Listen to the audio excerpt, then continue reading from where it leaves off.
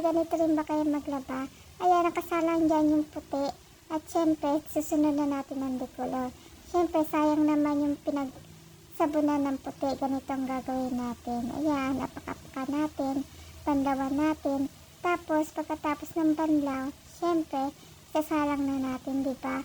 Para hindi sayang sa tubig at hindi sayang sa sabon. At ayan na nga ang ating Wonder Bra. Inapak-apakan na natin. At syempre, mamaya, pagtapos ng apak-apak na yan, yung pangalawang banlaw uli, ayun din ang gagawin natin. At yan, susunod na natin isasalang sa automatic na washing machine.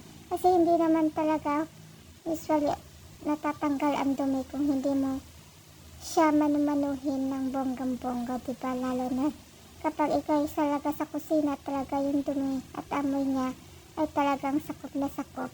At ayan na nga, pinabad ko na siya uli at susunod ko na siya sa washing machine na automatic na isasalang.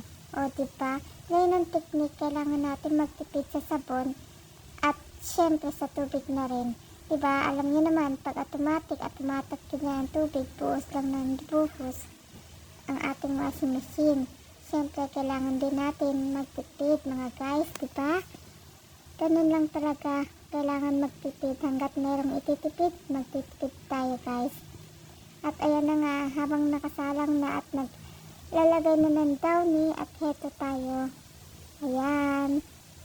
Sasalang na natin ang decolor. Salamat sa Ariel na napakabango at hindi na kailangan ng downy. At syempre, 2-in-1 na. Wash with downy conditioner.